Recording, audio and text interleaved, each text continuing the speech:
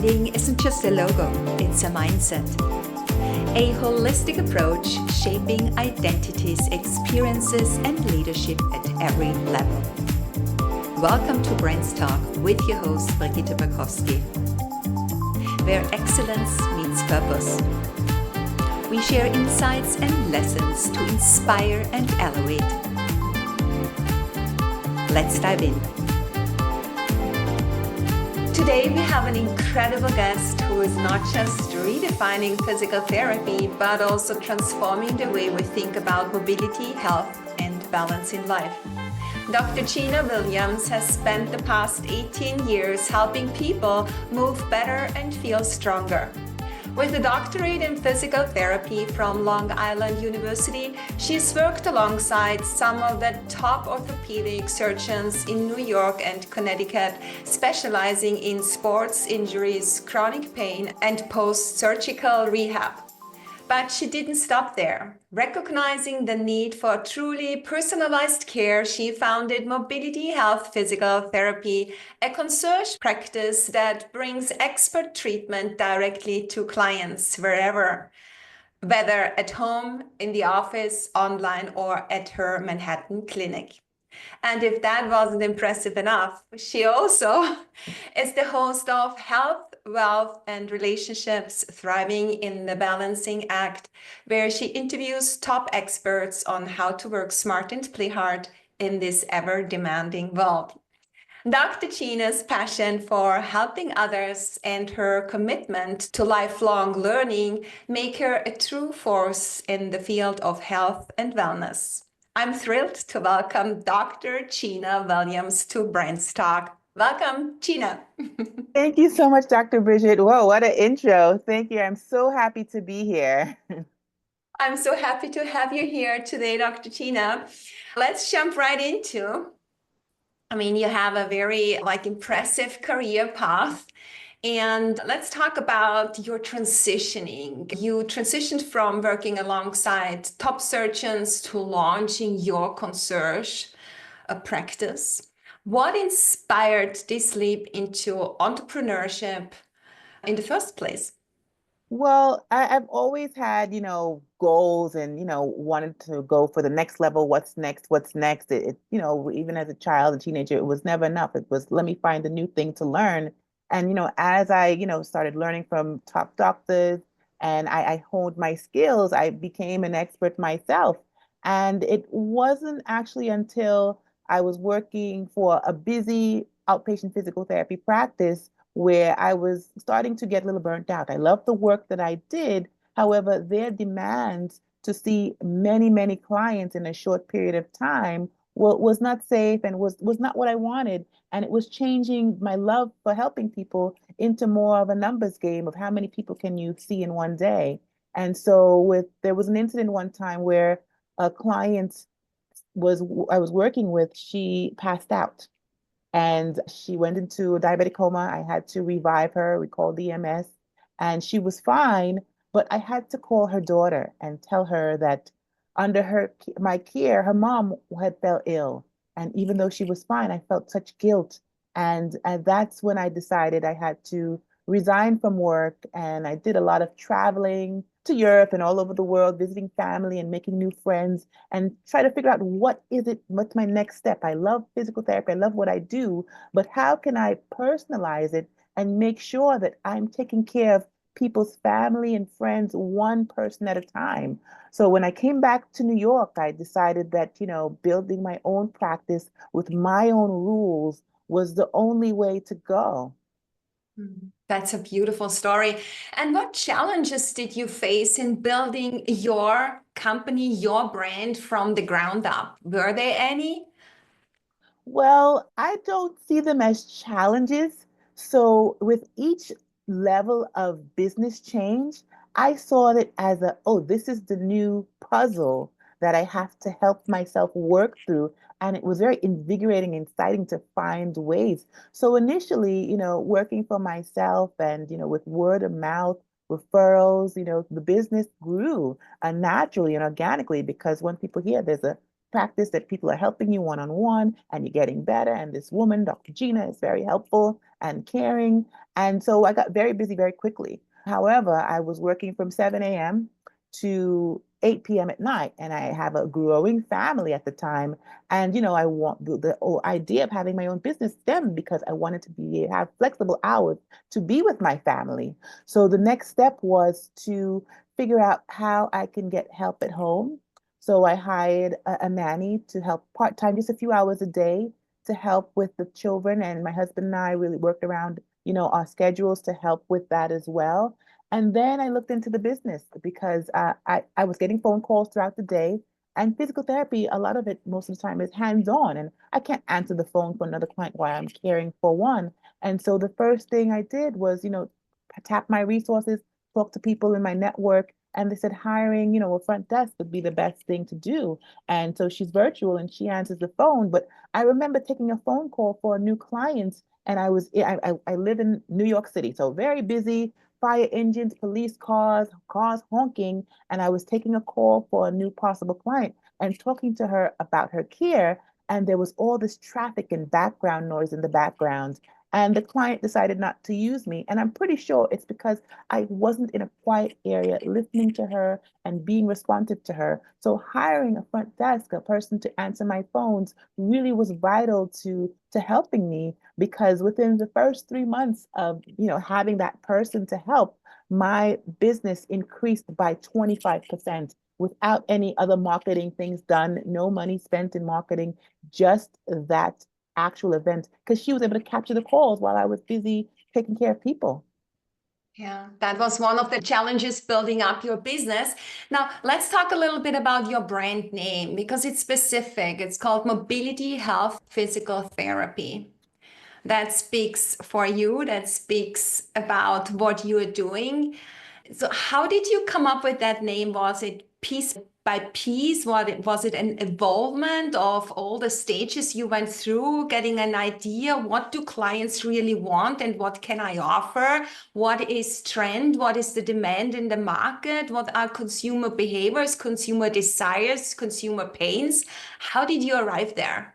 Well, it definitely wasn't overnight. So I decided to just, start the practice and hit the ground running, because what I've learned over time is sometimes the waiting is preventing you from reaching your goals. So I always start to say, what can I do now to help me with the goals? So I just started the practice. I did all the legal things needed to open the business, and it was called, for about a year and a half to 2 years, Dr. Williams Physical Therapy.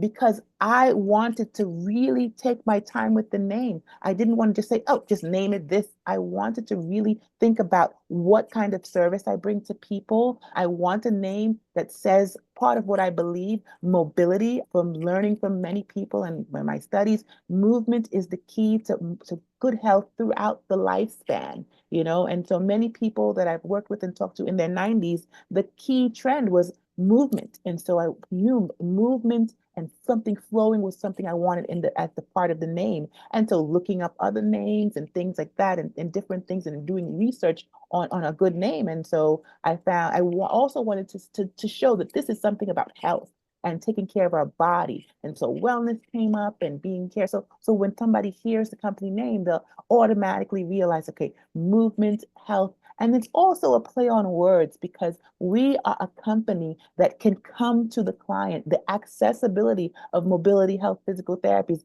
We can come to you, whether you're having mobility issues and can't come to the clinic, or whether you're living a far out place and you want someone to come to you virtually right in your living room, or whether you're just busy working from home, and then to stop your day to leave your house and go someplace else would be a little challenging. So we bring the accessibility. So Mobility Health got its name a couple years into it.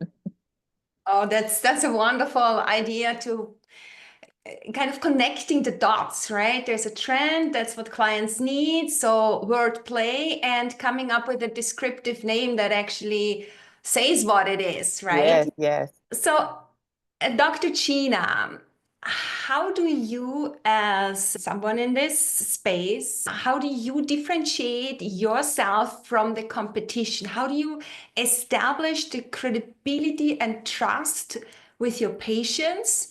How do you really stick out? What is here your recipe? What are you doing? Well, one, leading from compassion, and actually caring. So with the first phone call, it's not just about, oh, let's start moving. It's about talking to each other, getting to know each other, getting to know the history of your body, your injury, the connection with pain. Is there a trend? Is it psychologically based? Because I do have a heavy background in psychology. Sometimes getting healing and getting the physical body better is not just physical, it's your mental feeling of how the pain is helping your life, and how it's hindering your movement, and tapping into that part is very unique.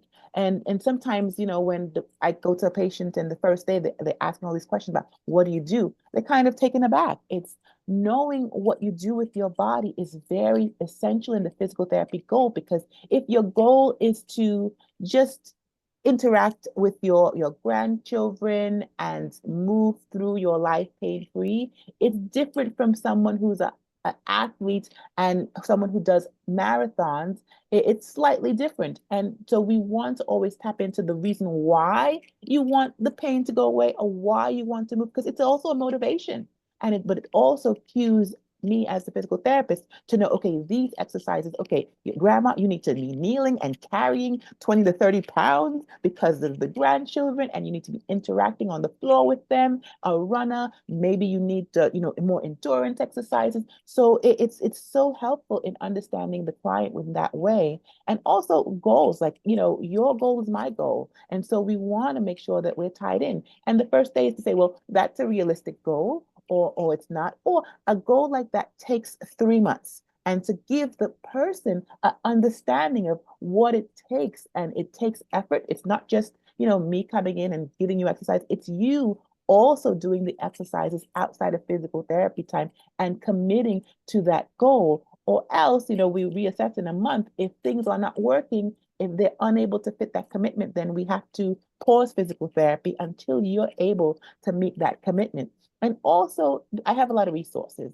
And so if I feel that a client needs something other than the physical therapy, I have many cohorts and practitioners who are able to help. For example, if they need a chiropractor or psychotherapy or some other type of referral that will help us get to our goal faster, I'm readily able to do that, because it's not sometimes just the physical therapy, it's the combination of healthcare practitioners to help get that patient better faster. Okay, how interesting that is. And I think what I've learned here is also from a doctor's perspective that the goals to achieve take about 90 days. And this is really interesting. It depends. Yes. So if the person is, able to move, unless you're in the hospital and had surgery. So we want to work on pain management usually the first month, and to kind of get the pain down. And month two, kind of work on mobility, increasing your activity, guiding you, making sure the pain doesn't spike.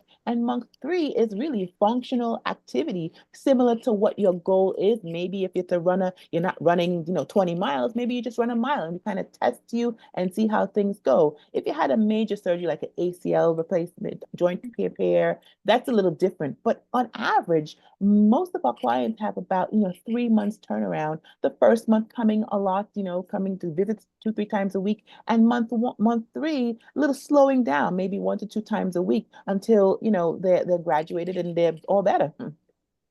Okay. Huh. Interesting. So, what I understand here, it's a people first business that you're running. So, your expertise lies in this one-on-one physical therapy. Both you're doing it virtually. That's very interesting. And then you go to their offices, they come to your clinic, and the way of how you can best serve your client. How do you educate your potential clients about that? How are they reacting to these opportunities? Is this new to them? And why would a client then also pay more for personalized care if they could get it somewhere else in another way? So how do you position yourself in the market, or how are you tailoring that message? Is it something that your current clients are communicating already? Is this word of mouth that your private practice travels? It is word of mouth for a lot of the people that come to us. But from a marketing perspective, we do tell our clients the availability. And the thing is, research shows consistency of therapy visits equals 93% recovery rate. And so if you are coming 3 times a week for the first 6 weeks to 8 weeks, you're 93% likely to get better. So let's say, you had an appointment today and all of a sudden you had a meeting and you couldn't come to the clinic. Well, we can substitute that visit for a virtual visit so you don't miss that frequency for the week. That is the recipe for recovery.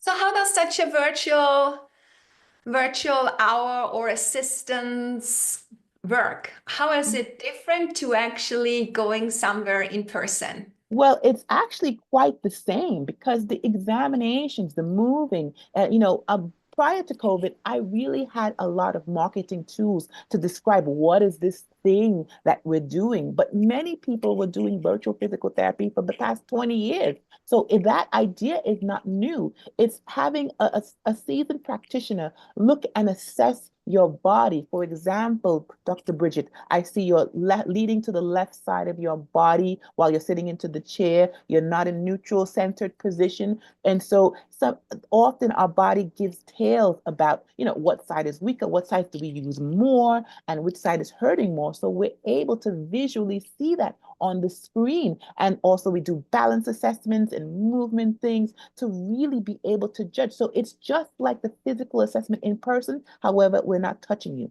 And so many of our clients, are wonderful people, but we've never met them in person. And that also has the 3-month turnaround with the consistency of doing things and moving. And many clients report they've had 9 months of in-person physical therapy, and it didn't compare to the key one-on-one virtual work that they've had. And they ended up getting better at that because after 9 months of in-person, they still were seeking some help.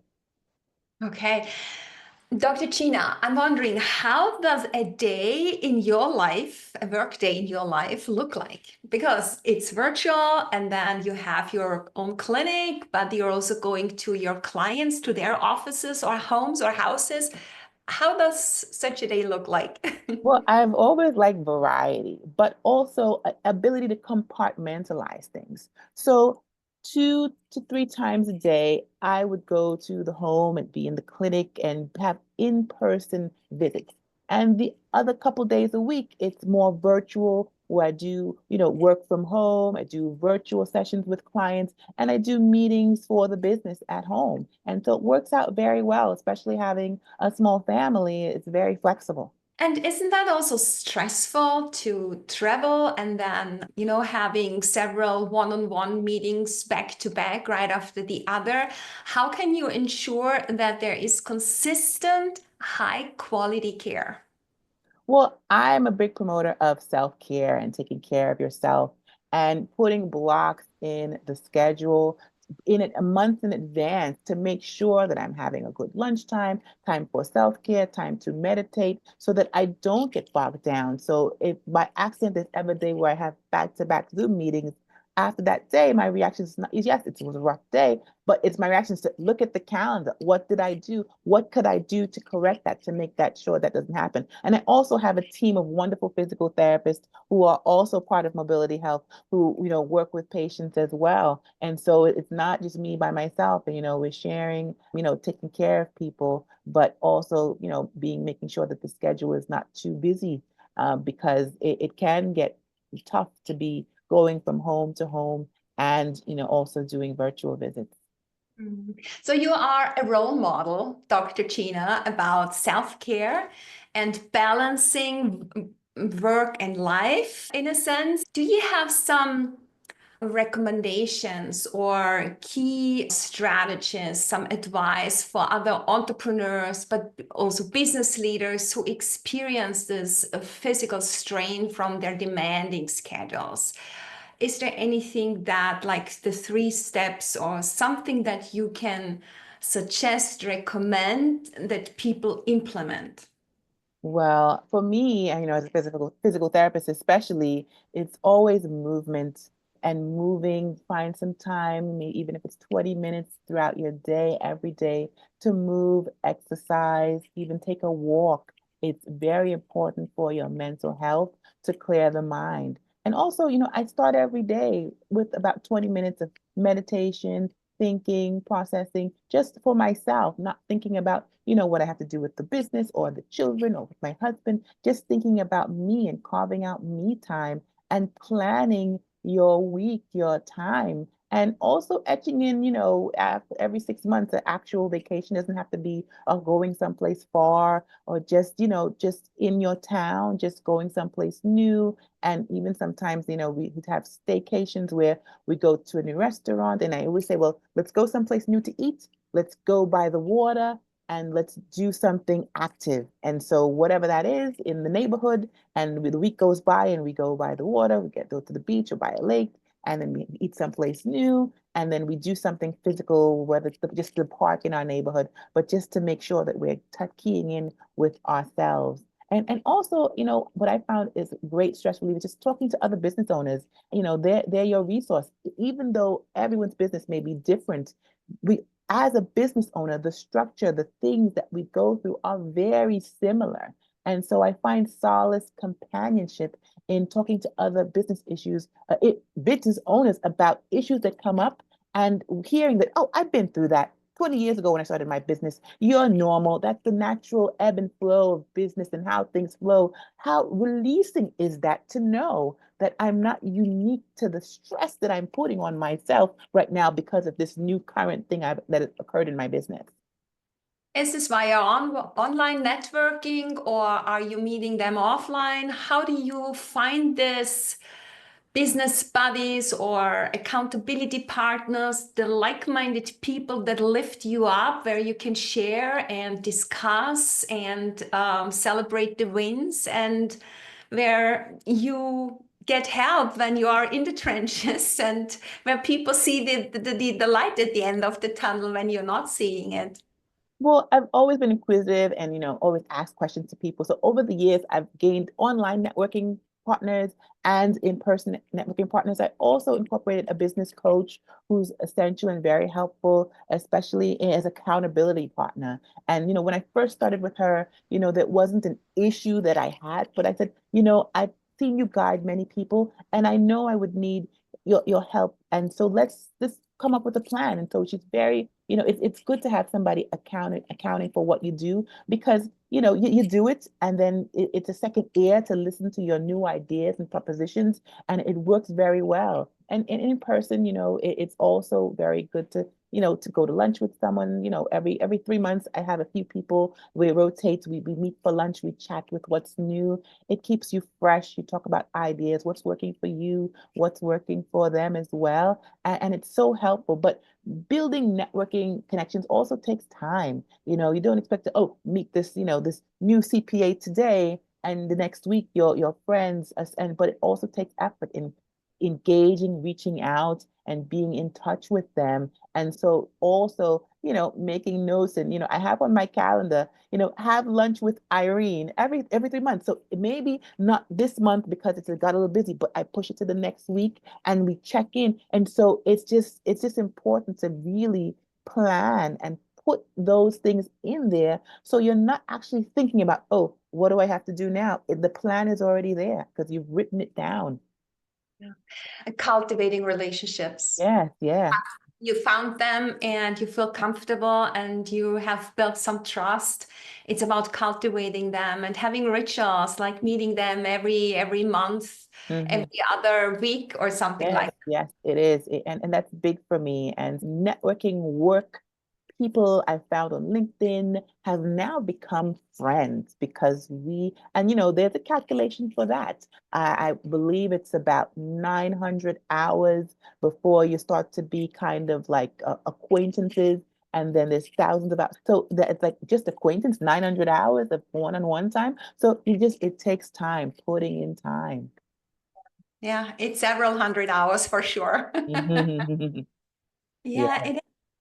Dr. Gina, as you continue to successfully grow your mobility health physical therapy business brand, what's next for it? What's next for your brand? Are there any new initiatives that you are planning, or in the pipeline, collaborations or expansions on the horizons? What is out there? Well, I'm going full throttle now with my podcast, Health, Wealth, and Relationships Thriving in the Balancing Act, continuing to meet experts in business and self-care to help people who want to get advice about themselves and their business. And a new brand I'm working on is a section for health, self-care specifically is for my face yoga. And so the face has many muscles in the on, and we definitely ignore them a lot. And working on that will help keep our face nice and clear and smooth. But it's also an excuse to just carve out time to take care of yourself. And the face you can easily do virtually as well. Yeah, so that's going to be virtual and in person as well. Okay. Sounds like a great idea. Yeah. Wow, good. I love that. Dr. Gina, we are almost at the end, but I would love to wrap up our show with a fun rapid fire session. I'll throw out a few terms and you share the first thoughts or phrases that come to mind. Are you ready to dive in? Yes, yes. Okay. Success. What comes up? Partnership. Partnership. Self-care. Me time. Wellness. Longevity. Mindset. Meditation. New York. My busy fun town. Yeah, it is. And last but not least, brands. I just want to say self-reflection. You know, it's a reflection of the person who has the brand. Yeah, absolutely. Totally agree. I love that. It is. It's your identity. And the first thing you need to do in order to understand is self-reflection. Yes. Interesting. Yeah. Wonderful. Thank you, Dr. Gina. Now, where can listeners find you and get in touch with you? If anyone's looking to get in touch with me, they can go to my website, mobilityhealthpt.com. Okay. Thank you so much for being my guest today on BrandsTalk. It was a pleasure. Thank you, Dr. Bridget.